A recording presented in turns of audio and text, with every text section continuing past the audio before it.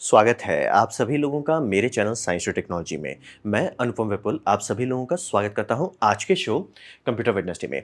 आज हम लोग बात करेंगे Nvidia is now trillion dollar company. तो आइए इसे समझते हैं क्योंकि ये अभी रिसेंटली हुआ है, तो इसको समझते हैं। तो ट्रिलियन डॉलर एक क्लब है, मतलब कि जिसका कंपनीज का इवैल्यूएशन उतना जाता है उसे एक क्लब में रखा जाता है, ट्रिलियन डॉलर क्लब कहते हैं। और ये समझ लिए बहुत ज़्यादा एक्सक्लूसिव है, कोई भी ऐरा गैरा नहीं पहुंच जाता, बहुत बहुत बहुत एक्सक्लूसिव है। इस पर सबसे ऊपर पे चल रहा है एप्पल, जो कि 3 ट्रिलियन लेके बैठा हुआ है, 1976 से स्टार्ट हुआ था। माइक्रोसॉफ्ट है जो 2.3 ट्रिलियन पे चल रहा है, 1975 में स्टार्ट हुआ है। फिर सऊदी का एमको है, आर्मको करके, ये 2 ट्रिलियन पे बैठा हुआ है 1933 का, लेकिन इसका स्टॉक एक्सचेंज खुला था 2019 में, तो मार्केट में ताज़ा है। लेकिन इसीलिए इसका मतलब आप लोग नाम नहीं सुनेंगे क्या कि भैया ये 2 ट्रिलियन कहाँ से आ गया। बात है कि 2019 में ही इसे खोला गया है, और ये सऊदी अरबिया की ऑयल कंपनी है। फिर बात करते हैं अल्फ़ाबेट, यानी कि गूगल का पेरेंट कंपनी, 1.8 ट्रिलियन डॉलर 1998 से चल रहे हैं। और फिर अमेज़न 1.6 ट्रिलियन 1994 से चल रहे हैं। इसमें कुछ कुछ लोग कभी कभी ढप्पा भी मार जाते हैं, जैसे कि ढप्पा मारने वाला एक कंपनी था टेस्ला। टेस्ला था 1 ट्रिलियन छुआ और उसके बाद फॉल कर गया। और रहा बात कि सबको पता था कि टेस्ला बहुत ज़्यादा ओवर वैल्यूड है, मतलब टेस्ला इस क्लब में रहने लायक नहीं था। मतलब कि अगर आपकी गाड़ी बिक रही है, बहुत अच्छी बात है, इससे बढ़िया बात ही नहीं है। लेकिन अगर पूरी दुनिया का सारा गाड़ी का कंपनी जोड़ के भी ट्रिलियन डॉलर में नहीं पहुंचे, तो आपकी गाड़ी का वैल्यूएशन कैसे हो सकता है 1 ट्रिलियन? नहीं था, वो फेक वैल्यूएशन था, तो क्रैश किया और बहुत नीचे तक उतर गए, 0.6 तक उतर गए, यानी 400 बिलियन डॉलर पुफ हो गया। वही बोला कि टेस्ला का स्टॉक देखिए धड़धड़ा के नीचे उतर गया। तो टेस्ला आया, छुआ और नीचे उतर गया, और चांसेस अब बहुत कम है कि वो छुएंगे, और छुएंगे भी तो वो होगा कि कोई अनाउंसमेंट हुआ, एक कुछ हाइप हुआ, फिर शांति से नीचे आ जाएंगे। सर उसका मतलब मीट नहीं है उतना कि नहीं है, टिक नहीं पाएंगे। फिर दूसरा आता है मेटा। मेटा जो फेसबुक वाला था, ये धड़धड़ा के खूब ऊपर गए, लेकिन मेटा का अब ग्रिप खत्म हो रहा है, मतलब फेसबुक का ईरा जो है अब खत्म हो रहा है, सब लोगों को दिख रहा है। ये बहुत नीचे उतर गए, ये 200 बिलियन डॉलर तक उतर गए हैं। तो मतलब समझिए इनसे तो ट्रिलियन डॉलर का क्लब अब छूना भी नहीं है इनको, इसीलिए हार्डवेयर पे कूद रहे हैं, लेकिन कुछ नहीं कर पा रहे। मतलब मेटा ऑलमोस्ट स्लो डेथ पे पहुंच गया है, कि यानी कि अब सबको समझ में आ गया इसका पीक था, खत्म हो गया।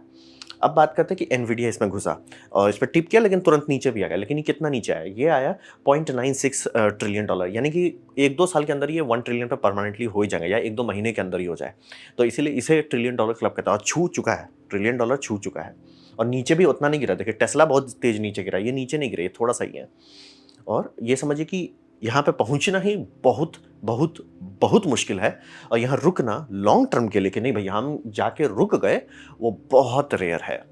तो ये हुआ ट्रिलियन डॉलर क्लब। तो इससे आपको थोड़ा कॉन्टेक्स्ट समझ आएगी, बच्चों खेलने की बात नहीं है। तो इसमें कौन सबसे पावरफुल है? पावरफुल मतलब कि हॉर्स पावर के मामले में आता है आपका माइक्रोसॉफ्ट, अल्फाबेट, अमेजॉन, ये सब हॉर्स पावर के मामले में काफ़ी तगड़ा है। एनवीडिया सबसे तगड़ा है टेक्निकल मामले में। एप्पल नहीं है, क्योंकि एप्पल हमेशा एप्पल की डिपेंडेंसी बहुत ज़्यादा है, लेकिन उसका परसेप्शन बहुत हाई है, इसलिए वैल्यू हाई है, लेकिन डिपेंडेंसी बहुत ज़्यादा है, मतलब कि वो सब पे डिपेंड कर रहा है। माइक्रोसॉफ्ट का काफ़ी हद तक अपना करता है, अल्फाबेट हर एक चीज़ धीरे धीरे अपना करने की कोशिश कर रहे हैं। अमेजॉन का सबसे ज़्यादा पैसा आता है अमेजॉन वेब सर्वर से, और उसमें जो प्रोसेसर्स लग रहे हैं, सर्वर बन रहे हैं, वो भी उनका अपना सिलिकॉन वो डिज़ाइन करवा रहे हैं। ऑब्वियसली मैन्युफैक्चर नहीं कर रहे हैं, लेकिन डिज़ाइन कर रहे हैं।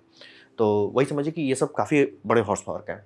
सऊदी वाला प्रॉब्लम नहीं है, क्योंकि वो समझिए कि एक तो का नेचुरल रिसोर्स है, उनको कुआं का मतलब ऑयल का कुआं मिला, वो उसे निकाल के बेच रहे हैं। वो कब तक बेच पाएंगे वो डिपेंड करता है।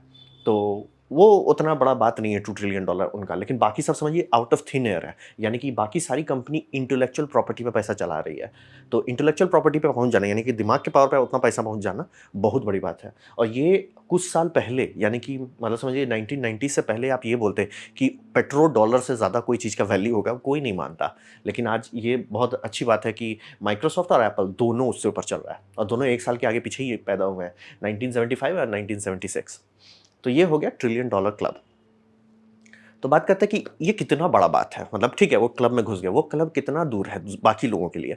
तो यहाँ समझिए कि शुद्ध भाषा में कहें, नो कंपटीशन, मतलब डिस्कशन नहीं करना है। कोई इनके दूर दूर तक आसपास नहीं आता। एक होता है ना कि मतलब थोड़ा सा आप चल रहे हो, नहीं सर जी आप इतना आगे जा चुके हो, दूसरे आपको देख नहीं पा रहे हैं। तो ये समझिए कि इंटेल गर्म नहीं है, इंटेल का हालत बहुत ख़राब हो गया है। मुझे भी नहीं पता था कितना ज़्यादा ख़राब हो चुका है, कि उनका रेवेन्यू छोड़ दीजिए, रेवेन्यू की जगह लॉस आ रहा है। मतलब प्रॉफिट छोड़ दीजिए, लॉस में वो चल रहे हैं। रेवेन्यू हो रहा है, लेकिन वो एक्सपेंडिचर से कम हो रहा है, तो उनका लॉस में चल रहा है। ये अराउंड 124.5 बिलियन पे है, बहुत ज़्यादा नीचे हैं 1 ट्रिलियन से। और इनका एम्प्लॉय काउंट बहुत हाई है 131 के, क्योंकि ये बहुत सारे प्रोडक्ट स्टैक मैनेजमेंट करते हैं। जैसे कि सबसे बड़ा इनका है सीपीयू, दूसरा आईजीपीयू, क्योंकि दो अलग अलग टीम है, और फिर ए6 के मामले में इंटेल दादाजी है। चाहे वो आपका नेटवर्किंग चिप हो जाए, चाहे थंडरबोल्ट चिप हो जाए, बहुत सारा चीज़ में ए6 लगता है। वो ए6 इंटेल बहुत बड़ा उसका मतलब नाम है। आप और हम सुनते नहीं है, आप लोग सुनते होंगे कि इंटेल का ये है, इंटेल का वो है, लेकिन ए6 भी बहुत सारा इंटेल बनाता है, बहुत सारा बेचता है, मतलब दादाजी का लेवल पे चलता है वो। तो वो भी उनका काफ़ी बड़ा प्रॉफिट देता है। तो ये आप समझ सकते हैं कि इंटेल जैसी कंपनी अगर भाई 124 पे रुक गई है, तो एनवीडिया कितना बड़ा बात है कि वो ढप्पा मार चुके हैं 1 ट्रिलियन पे। अब फिर बात करते हैं कि एएमडी थोड़ा ग्राउंड गेन कर रहा है, उसमें कोई डिस्कशन नहीं, वो सही में धीरे धीरे पिकअप पकड़ रहे हैं। वो 189 बिलियन छू रहे हैं और 25,000 इंप्लॉय पे, यानी कि समझ लिए इंटेल से बहुत कम इंप्लॉय काउंट है, लेकिन वो इंटेल से ऊपर चल रहे हैं। और इनका प्रोडक्ट कैटेगरी बहुत छोटा है, सीपीयू और सिर्फ डीजीपीयू चल रहा है। और डीजीपीयू भी समझिए बाहर से खरीदा हुआ है, यानी कि एटीआई से खरीदा था इन्होंने। तो डेडिकेटेड जीपीयू का जो डिपार्टमेंट है वो पैसा ज़रूर बना रहा है, लेकिन बहुत नहीं। और रहा बात कि जिस ब्रांड का से लिए थे वो भी डूब रहा था, तो डूबा था तभी बेचा गया सीपीयू इनका। लेकिन थैंकफुली राइजन अच्छा चल गया, और इनका जो एपिक प्रोसेसर है वो एक्चुअली अब सर्वर में घुसना शुरू हो गया है। और सर्वर सब कई साल आगे बनाया जाता है ना, तो आप आज कहीं पे भी ठप्पा मारेंगे कि भैया मुझे सर्वर देखना, चांसेस है इंटेल मिलेगा, लेकिन आज से 5 साल बाद कहीं ठप्पा मारिएगा तब हो जाएगा कि बहुत सारे एएमडी वाले होंगे। तो इसी समय एएमडी आगे चल रहा है। लेकिन फिर भी समझ लीजिए कि एनवीडिया किस ऊंचाई पे एनवीडिया बोलता है, बिच प्लीज नहीं बोलता है, वो बिचेस प्लीज, वो बहुत ज़्यादा ऊपर है। वो 967.5 बिलियन पे है और 26,000 इंप्लॉय पे, मतलब समझिए इससे एएमडी से थोड़ा सा ज़्यादा इंप्लॉय काउंट है, और पैसा के मामले में तो डिस्कशन ही नहीं करना है। और फिर बात करते हैं कि इनका क्या क्या चीज़ है। इनका मेन है डेडिकेटेड जीपीयू। सीपीयू तो ये छूते भी नहीं है, लेकिन सीपीयू पे अभी इन्होंने हाथ मारा है। ये न्यू एंट्री, इसलिए इसे उतना प्रैक्टिकली काउंट करने का कोई सेंस नहीं बनता। ये बस समझिए उन्होंने एंट्री, मार्केट की एंट्री ली है, और इसीलिए बीच में आप सुन रहे होंगे कि आर्म को खरीदना चाहते हैं। कारण वही था कि ये खुद का सीपीयू बनाना चाहते हैं। तो आर्म का अगर रहता तो लाइसेंसिंग का हेडेक हट जाता। तो वो आर्म्स होल्डिंग जो कि शायद ब्रिटेन की है, वो अलाउ नहीं कर रहे थे कि नहीं भैया वो मोनोपोली वाला सिचुएशन है, और आर्म्स बहुत सारों को बेचता है। अगर आर्म्स खुद ही बनाने लगे, जैसे मान ली एनवीडिया के अंदर आ जाता है, तो एनवीडिया तो खुद ही चिप बनाने लगेगा ना, तो दिक्कत हो जाता है, कंपटीशन हो जाता है। तो इसीलिए वो डील क्रैश कर दिया गया। तो वो उनका प्लानिंग था कि हम सीपीयू में भी अब कूदेंगे, बाकी सब लोग जीपीयू में कूद रहे हैं, ये हम सीपीयू में कूदेंगे, क्योंकि जीपीयू तो इनका संभाले हुए थे। तो समझ रहे कि कितना एम्प्लॉय काउंट है, और कितना कम प्रोडक्ट स्टैक है, और कितना ज़्यादा वैल्यूएशन है, बहुत बहुत बढ़िया चल रही है। ऐसा क्यों है? इनका कारण है ये जेसन हुआन, और ये जेसन हुआन समझिए 1993 से है। अब यहाँ पे समझिए ये अनचेंजिंग सीईओ हैं, यानी कि अगर आप ये दोनों को नहीं पहचान पा रहे तो वही मेन सवाल है। बाकी सारे कंपनी के सीईओ आते जाते हैं, ये था, है, और अच्छा चांसेस है जब तक वो रिटायर नहीं होते तब तक वो वहीं रहेंगे। मतलब कि बहुत बढ़िया स्पीड से, मतलब एक स्टेबिलिटी लॉन्ग टर्म में, कि स्टॉक अप डाउन, क्योंकि ऐसा आज बात सही है कि ये मतलब एनवीडिया ऊपर जा रहा है, लेकिन इनका भी अप डाउन हुआ था, ऐसा कोई बड़ी बात नहीं, इनका कभी डाउन नहीं हुआ था, लेकिन वो थे, हैं और रहेंगे। ये कंपनी को बहुत बढ़िया फोकस देता है कि हम क्या करना चाह रहे हैं। ऐसा नहीं होता कि अरे इसमें ये हो गया, ये दूसरा सीईओ लाओ, वो बदल दिया प्रोजेक्ट, अरे भैया जो कर रहे थे वो भी डूब गया, और जो नहीं करने वाले थे वो तो नहीं कर रहे हैं। ऐसा ऐसा हकबक नहीं रहता है। ऐसा भाई हमें ये करना है सर, प्रॉफिट नहीं हो रहा है, अरे हमें करना है तो करना है, करते जाओ, इसको करते जाओ। पूरा मार्केट का डिप ये राइड कर जाता है, उसके बाद दूसरी तरफ आते हैं सब लोग, तो अरे इतना कहाँ से आ गया भाई, हम लोग कभी छोड़े नहीं थे रिसर्च। ये ऐसा समझिए ना कि जैसे कि गूगल जो है एकाएक एआई से इतना हक्का बक्का क्यों हो गया, और माइक्रोसॉफ्ट जो बिंग नहीं बेचा था कभी, कि बिंग को बंद भी नहीं किए थे, वो उनका इतना एक क्यों फायदेमंद हो गया, क्योंकि उनको पता था कि आज नहीं तो कल हम इसे कुछ करा ही लेंगे। और देखिए अब एकाएक अरे चैट जीपीटी का बड़ा भाई उसमें आ गया, देखते देखते लोग उसे यूज़ कर रहे हैं। जहाँ वो 0% था वो धीरे धीरे परसेंट उसका क्रॉल करना शुरू कर दिया। और अगर माइक्रोसॉफ्ट अच्छा स्पीड से एआई ग्रो करता रहा, आराम से वो ढप्पा मार जाएंगे माइक्रोसॉफ्ट पे। और समझ लीजिए माइक्रोसॉफ्ट अल्फ़ाबेट से ऊपर चल रहा है, तो इस पे अभी वो और बड़ा ढप्पा मारेगा, तब तो भैया गूगल को ही गायब कर देगा। तो वही समझिए कि बहुत सारे सीईओ आए हैं और गए हैं, लेकिन ये था, है, और जब तक रिटायर नहीं होते या ऊपर नहीं जाते तब तक ये रहने वाले हैं।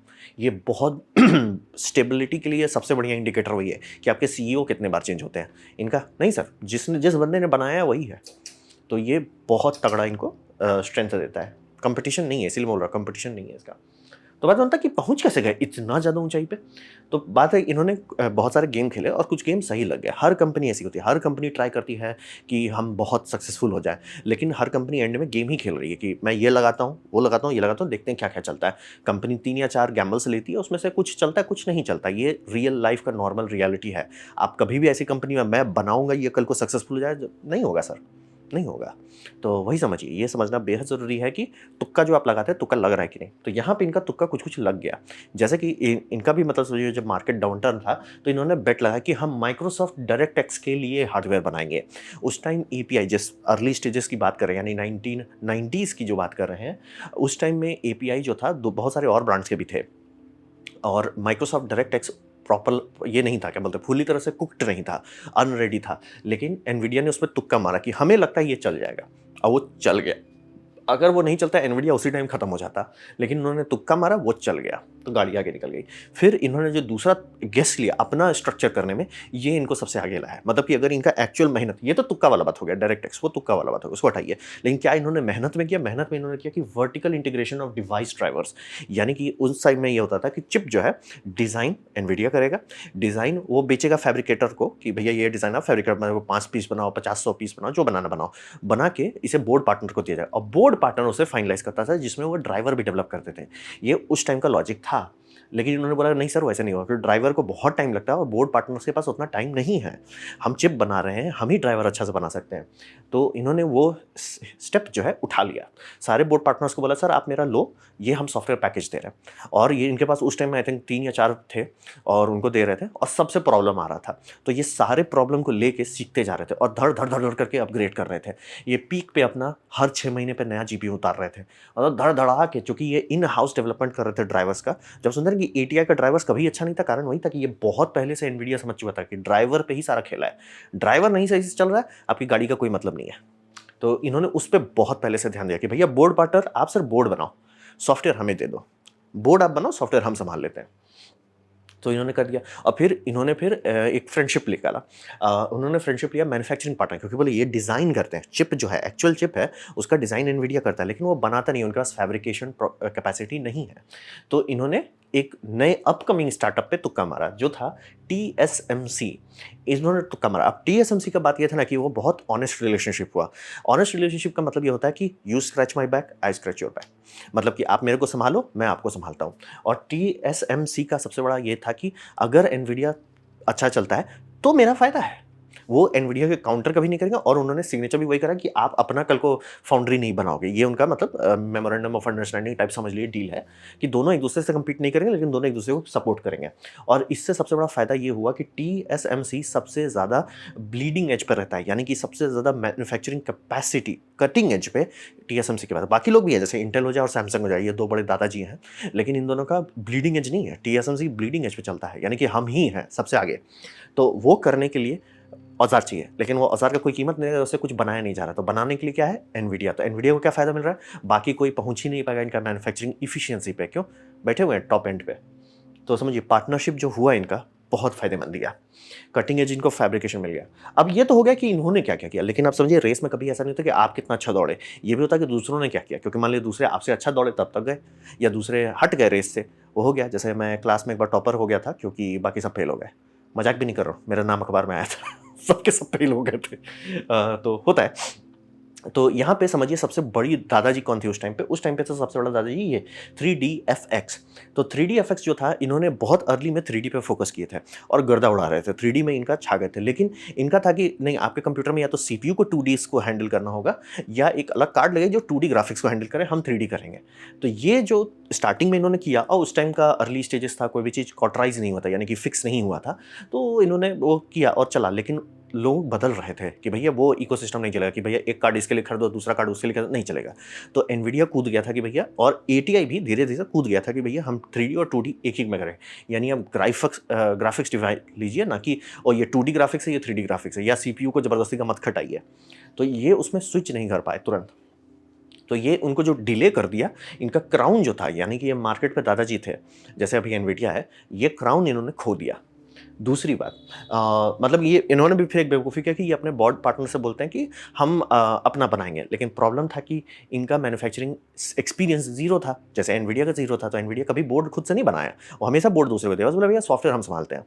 तो इन्होंने जब बोला कि हम खुद से ही बनाएँगे, तो जो इनके पार्टनर्स थे उन्होंने हाथ खींच लिया, और एकाएक जो कंपनी एकदम ऊपर थी, नीचे आ गई। कितना नीचे आ गई कि एनवीडिया इसको खरीद लिया। तो ये तो हो गया एक कंपटीटर का। तो इसी दरमियान दूसरा एक कंपटीटर होता था जिनके पास सबसे बड़ा है, वो था इंटेल। तो इंटेल जो उतरा था, आप ये समझिए कि इंटेल उस टाइम डिसाइड किया कि उनको समझ में आ गया कि ये 3D भैया कल का फ्यूचर है, और मतलब ग्राफिक्स जो है वो एक इंपॉर्टेंट चीज़ होने वाला है। ये समझिए एकदम अर्ली है। और इसी टाइम पे समझिए जो आप लोग माइक्रोसॉफ्ट सुनते हो कि डॉस की जगह पे उसमें यूआई आना शुरू हुआ, जिसे हम लोग विंडोज़ समझ लिया, अब आप विंडोज़ के तौर पे कहेंगे, वो विंडोज़ का इकोसिस्टम वहाँ से स्टार्ट हुआ था। तो इंटेल को समझ में आ गया था भैया हमें ग्राफिक्स की ज़रूरत पड़ेगी।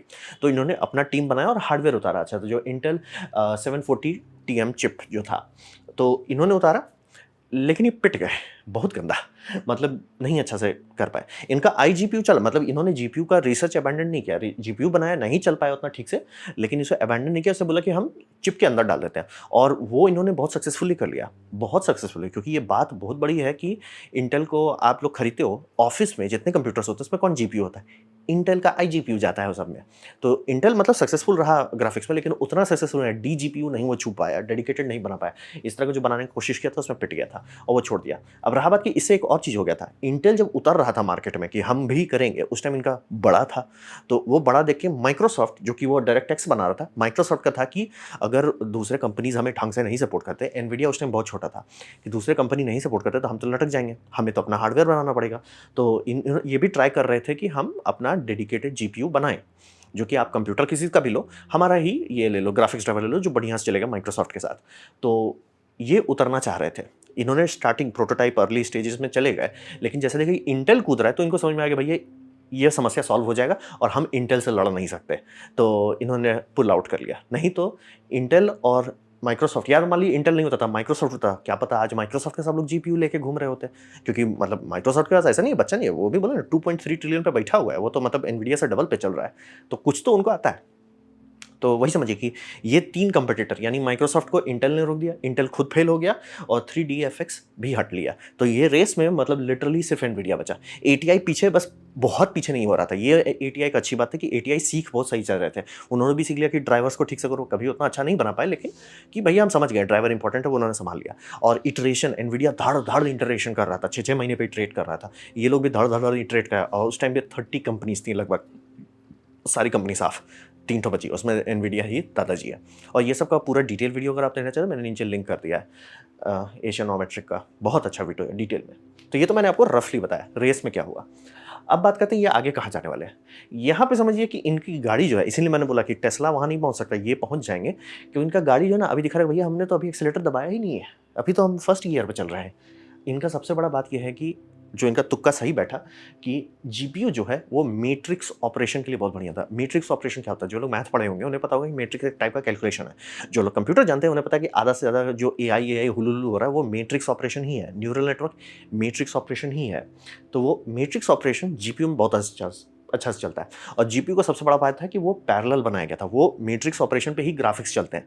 जीपीयू इसीलिए ग्राफिक्स नहीं कर पाता, ये मतलब सीपीयू इसीलिए नहीं कर पाता कि वो बना है रैंडम चीज़ों को संभालने के लिए, एक ही चीज़ बार बार करने के लिए नहीं बना है। जीपीयू बना है एक ही चीज़ बार बार करने के लिए। तो जीपीयू का जो इकोसिस्टम है, मतलब कि कोर लेवल पे आप ये वो कर क्या रहा है, मैथ में वो कर क्या रहा है, वो क्रंच कर रहा है, क्या क्रंच कर रहा है, मैट्रिक्स क्रंच कर रहा है।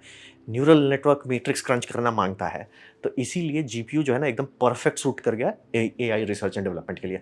और उसका दूसरा एक फ़ायदा कि अगर आप बढ़ाना चाहते हैं कि भैया हमारा मतलब हमारे कंपटीटर ने 100 कोर डाला या 600 कोर डाला या 6000 कोर डाला, क्या आप और डाल सकते हैं? आराम से डाल सकते हैं, क्योंकि ये काम एकदम पैरेलल होता है। इसमें वो इश्यूज़ नहीं होते कि जो हम लोग के सीपीयू में होता था कि भैया 2 कोर से 4 कर गए लेकिन सॉफ्टवेयर नहीं सपोर्ट कर रहा है, यहाँ वैसा दिक्कत नहीं होता है। यहाँ पे आप 2000 कोर दीजिए या 10,000 कोर दीजिए या 50 लाख कोर दीजिए, आराम से स्केल हो जाता है। ये दूसरा इनको पावर मिल जाता है कि बस डाई बड़ा करते जाएंगे, कोर डालते जाएंगे, इनका प्रोसेसिंग पावर बढ़ते जाएगा, इनको टेंशन नहीं है।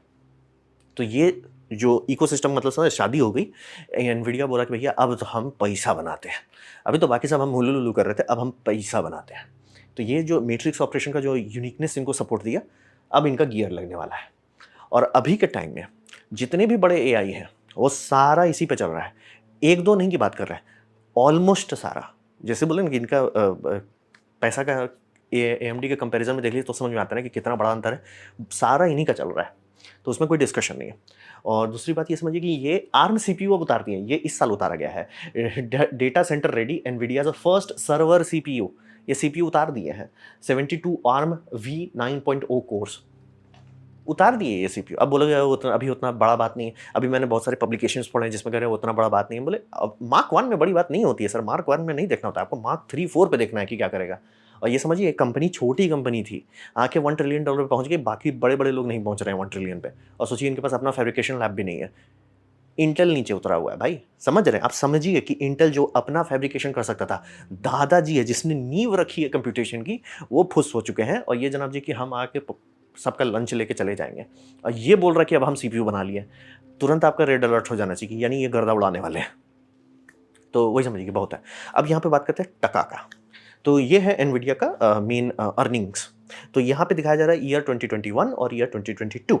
अब ये समझना जरूरी है, अभी 2023 पूरा नहीं हुआ तो डिटेल नहीं मिलेगा। तो यहाँ पे है रेड और ग्रीन जो दिखाया जा रहा है। सबसे पहला सेक्शन है OEMs यानी ओरिजिनल इक्विपमेंट मैन्युफैक्चरर्स, वो भी खरीदते हैं, मतलब एनवीडिया का A6 खरीदते हैं। और फिर हो गया ऑटो डिपार्टमेंट, जो बहुत सारी कंपनी जो आपका ये सेल्फ ड्राइविंग बना रही है, वो लोग बहुत हाई पावर का ये जीपीयूज खरीदते हैं। जीपीयू कहना गलत होगा उस टाइम पे, आप ये समझिए वो मैट्रिक्स ऑपरेशन प्रोसेसर कह लीजिए या एआई को एक्सेलरेटर कर लीजिए, वो खरीदते हैं। वो घट गया एक्चुअली इनका, 151 बेचे थे बिलियन में, लेकिन इस साल मतलब यानी 2022 में 134 हो गया। तो ओईएम वाला भी घटा, ऑटो भी घटा, प्रोफेशनल विजुअलाइजेशन यानी कि रेंडर फार्म्स यहाँ पे बढ़ गया, ये 350 से 629 चले गए, डबल हो गया, ठीक है, अच्छा है। गेमिंग, अभी भी एनवीडिया गेमिंग को क्यों नहीं छोड़ता, कारण वही है कि गेमिंग से ही सबसे ज़्यादा पैसा आता है। तो ये देखिए पिछले साल यानी कि 2021 में 2672 बिलियन आया, बड़ा है, बिलियन है कि मिलियन है मेरे को बस बड़ा नंबर है। और उससे ज़्यादा नंबर ये गया 3553। तो बोलेंगे भैया अगर एनवीडिया का इतना बड़ा पैसा आ रहा है गेमिंग से, तो गेमर्स को ही वो क्यों उंगली करते रहे। बात है कि वो ये देख रहे हैं, स्टॉक मार्केट में ये नहीं दिखा जाता आपका पैसा कितना है, स्टॉक मार्केट में देखा जाता है आपका ग्रोथ कितना है। ग्रोथ का वैल्यू होता है, ना कि मतलब टोटल मनी का वैल्यू नहीं है। क्योंकि समझिए स्टॉक का मतलब क्या होता है, आप स्टॉक में पैसा डाल रहे हो, कल को वो कंपनी बढ़ा के देगी।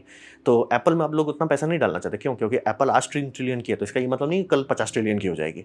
लेकिन आज जो कंपनी 5 मिलियन का है, आराम से हो सकता है कल 50 मिलियन हो जाए, आराम से हो सकता है कि 50 बिलियन हो जाए। समझ रहे? ग्रोथ अपॉर्चुनिटी लोग देखते हैं स्टॉक्स में। तो आपको अगर अपना इवैल्यूएशन बढ़ाना है और आपको मतलब मेनली बेसिकली फाइनेंशियल ग्रोथ करना है, तो आपको ग्रोथ दिखाना होगा ना कि नहीं भैया हमारा चल रहा है, वैसे नहीं चलेगा, ग्रोथ चाहिए। तो यहाँ पे अब देखिए डेटा सेंटर 2000 से 3588 पे हो गया, बहुत बड़ा जंप है। ये जंप के कारण अब एनवीडिया का हो गया भैया शांति से ये सारा डेडिकेटेड पे फोकस करो। इनको दिख चुका है, इनको कुछ साल पहले ही दिख गया था कि एआई ही होने वाला है, और इन्होंने स्टार्टिंग कर दिया था और अब उसे मिल्क कर रहे हैं कि देखिए 2021 से 2022 में कितना बड़ा ढप्पा मार गए।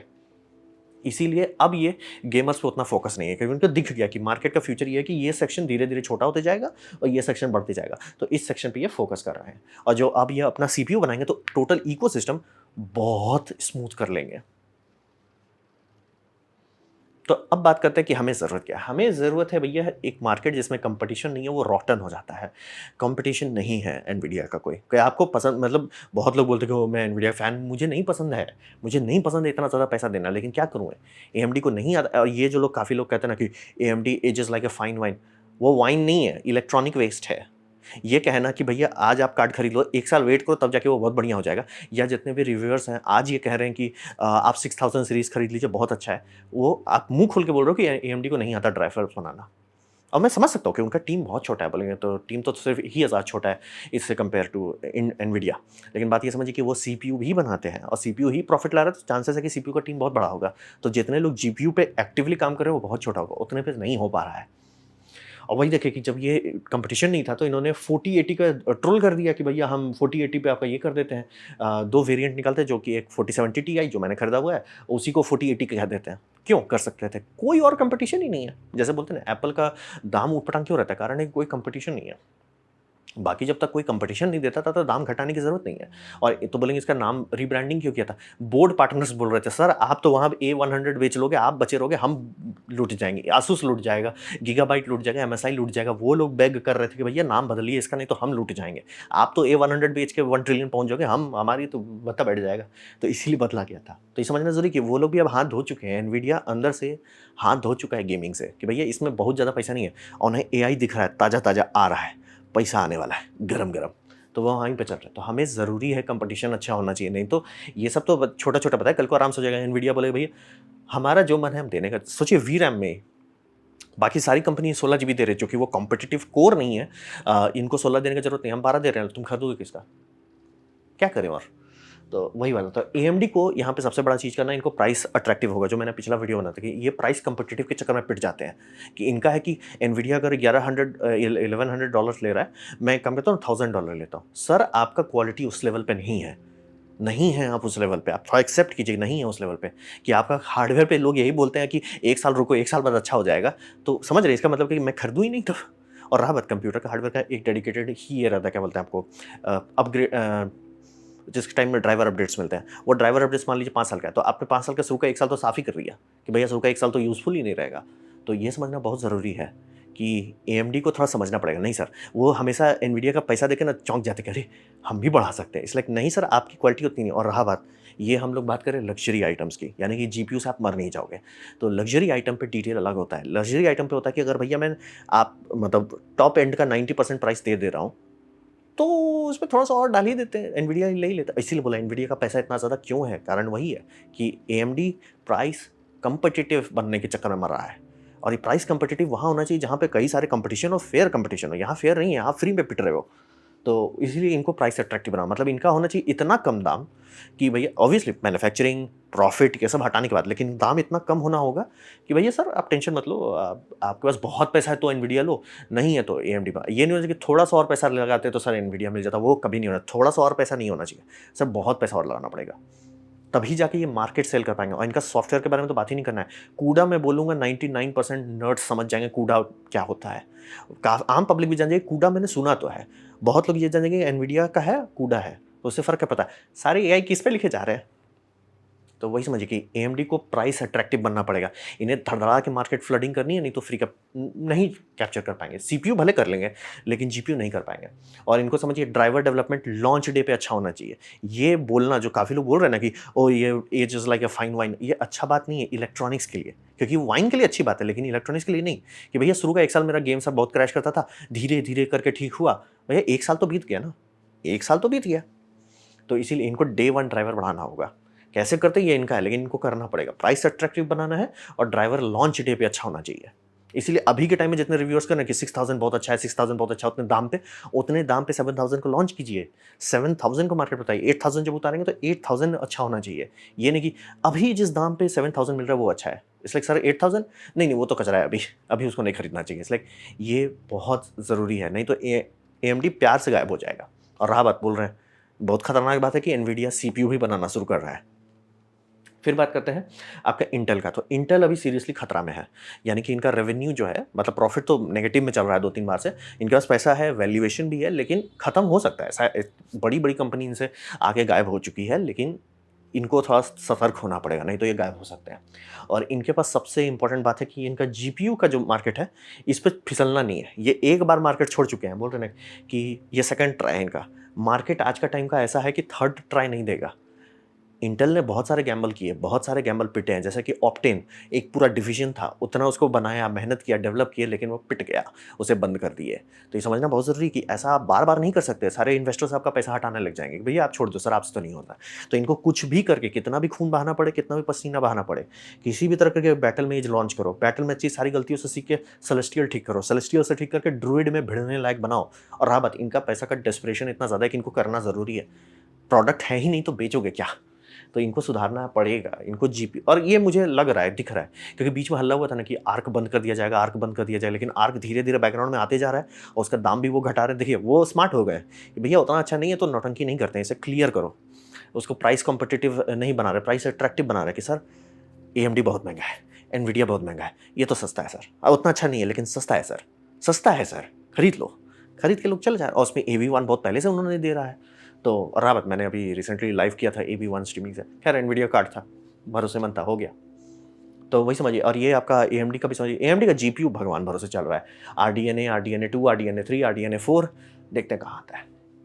तो वही समझिए कि हमें चाहिए कंपटीशन, नहीं तो सबका बुरा होगा। मैं नहीं चाहता हूँ कि जितना पैसा मैंने दे दिया अपना GPU के लिए, वो मैं कभी नहीं देना चाहता हूँ, बट अनफॉर्चुनेटली कंपटीशन ना होने के चलते, और रहा बात पैंडेमिक में लोग को कुछ ज़्यादा खुजली हो गया था कि कंप्यूटर लेना ही है एक्सपोनेंशियल दाम पे, तो वो दोनों मिलके मेरी वाट लगा दी। But life is life. मैं बस मनाता हूँ दिल से कि भैया इंटेल जो है पड़ जाए और कोई समझा दे AMD को, भैया आप प्राइस कंपटिटिव नहीं हो, प्राइस अट्रैक्टिव बनो।